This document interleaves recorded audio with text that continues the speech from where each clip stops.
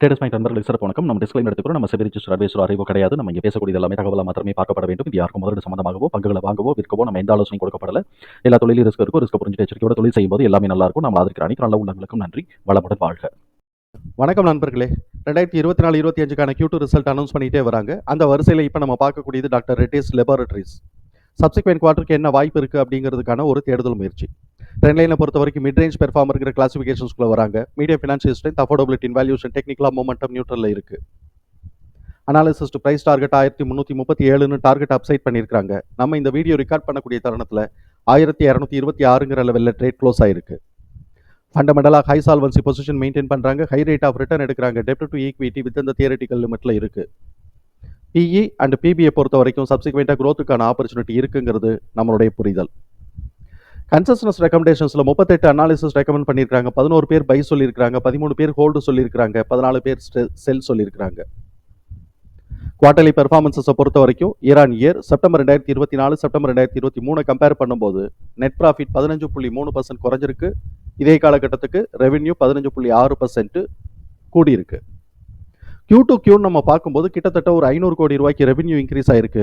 Net profit பார்த்தோம்னா கிட்டத்தட்ட ஒரு 60 கோடி ரூபாய்க்கு குறைஞ்சு போச்சு.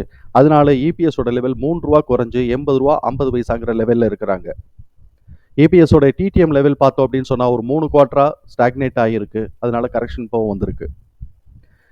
இப்போ இதில் ஏதாவது பேட்டர்ன் பேட்டர்ன் இருக்கா அப்படின்னு நான் செக் பண்ணி பார்க்கும்போது இபிஎஸோடைய க்ரோத்தில் பார்த்தோம்னா இபிஎஸோட Q2Q க்ரோத் பர்சன்டேஜ் பார்த்தோம்னா எப்பப்பெல்லாம் செப்டம்பர் மாதம் அவன் பாசிட்டிவ் ரிசல்ட் கொடுக்குறானோ டிசம்பர் மாதம் பெரிய லெவலில் நெகட்டிவ் ரிசல்ட் கொடுத்துட்றான். உதாரணத்துக்கு 2021 வந்து பார்த்தோம்னா செப்டம்பர் மாதம் 161% பாசிட்டிவாக க்ரோத்து காமிச்சிருக்கிறான். அப்படியே டிசம்பர் மாதம் -28% க்ரோத் வந்து மைனஸில் போயிடுச்சு. அதுக்கப்புறம் நம்ம 2022 பார்த்தோம் அப்படின்னு சொன்னால் செப்டம்பர் மாதம் -6.30% வந்து க்ரோத் காமிச்சிருக்கிறான். க்ரோத் வந்து நெகட்டிவாக காமிச்சிருக்கிறான்.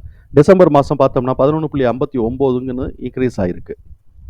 அதுக்கடுத்து 2023 பார்த்தோம் அப்படின்னு சொன்னோம்னாக்க 2023 செப்டம்பர் மாதத்துக்கு இவன் வந்து என்ன பண்ணியிருக்கிறான் 5.37% பாசிட்டிவாக க்ரோத் காமிச்சிருக்கிறான். அப்படியே டிசம்பர் மாதத்துக்கு மைனஸ் வந்து 6.9ன்னு மாறிடுச்சு.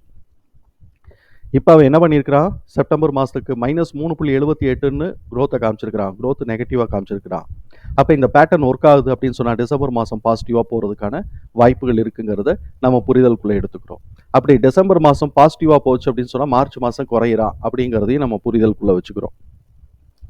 இப்போ இந்த சூழலில் நம்மளுடைய எம்எஃப் வந்து என்ன பண்ணி வச்சிருக்காங்கன்னா 81% வந்து ஹோல்டிங்கை இன்க்ரீஸ் பண்ணி வச்சிருக்காங்க. எஃப்ஐஎஸ் 15% ஹோல்டிங்கை டிக்ரீஸ் பண்ணி வச்சிருக்காங்க.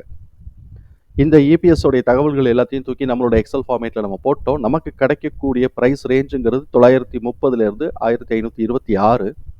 நெக்ஸ்ட் குவார்ட்டருக்கான டிடிஎம் நம்ம வந்து இபிஎஸோட டிடிஎம் இபிஎஸோட ப்ரொஜெக்ஷன் நம்ம போட்டோம், எஸ்டிமேஷன் போட்டோம் அப்படின்னு சொன்னால் அது 1678 81 வரைக்கும் வருது. அது வந்து நம்ம இதில் போட்டால் கிடைக்கும். இங்கே போட்டால் கிடைக்கும் 16.11 போட்டோம்னாக்க 16.11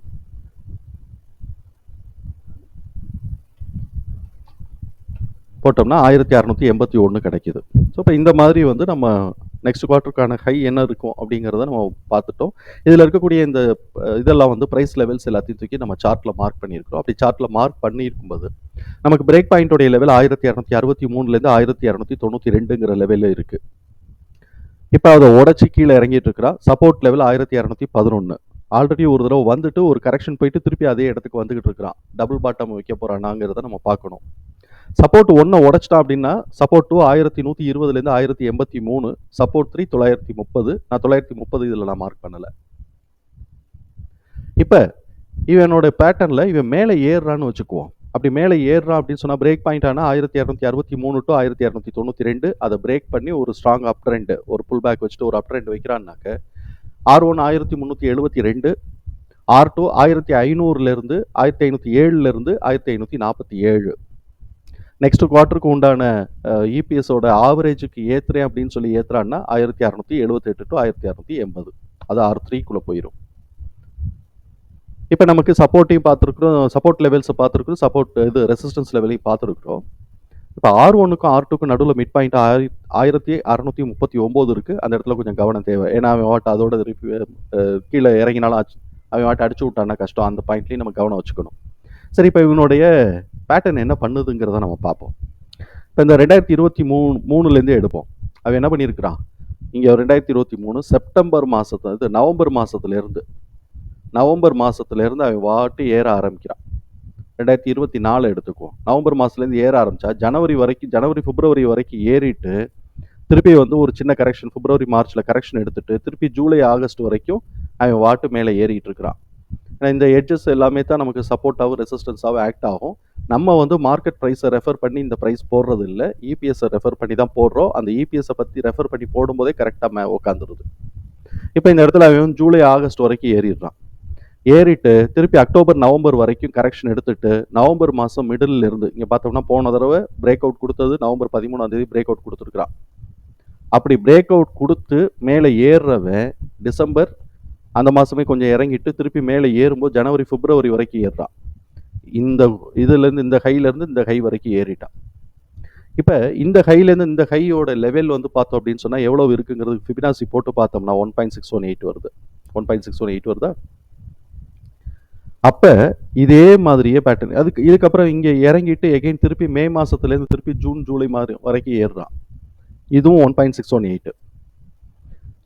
அப்போ இதே மாதிரியே இவன் நவம்பர் மாதத்தில் மிட் வரைக்கும் இறங்கிட்டு திருப்பி அப்படியே பிரேக் அவுட் எடுத்தான்னாக்க இதுலேருந்து 1.618 இந்த ஹைலேருந்து 1.618. இப்போ நம்ம S1 திரும்புகிறான்னே வச்சுக்குவோம்.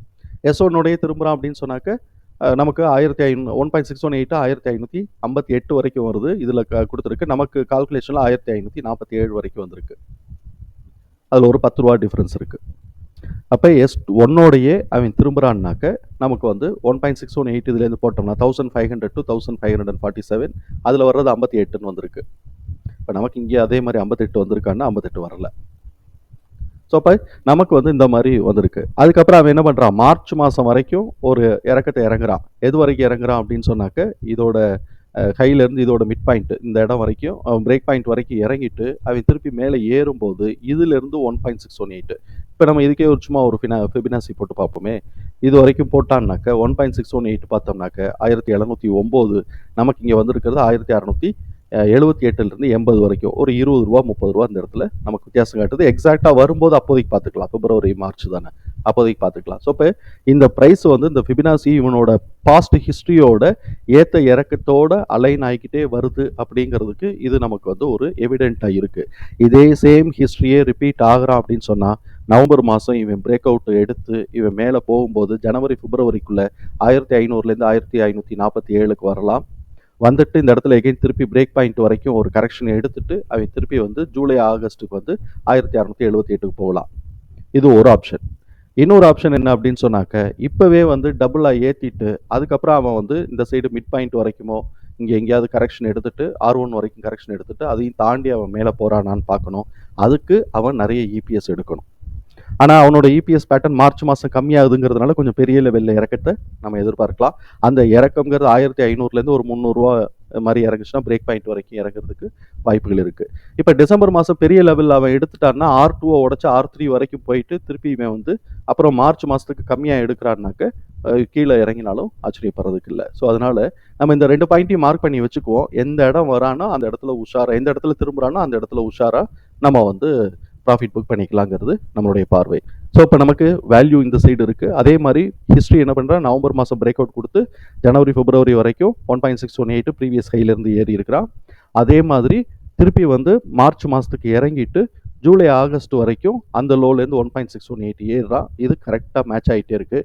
அதே மாதிரியே தான் நமக்கு இபிஎஸோட லெவல்லேருந்து நம்ம பண்ணும்போது அந்த ப்ரைஸும் கரெக்டாக ஃபிட் ஆகுது அப்படிங்கிறத நம்ம புரிதலுக்குள்ளே எடுத்துக்கிறோம்.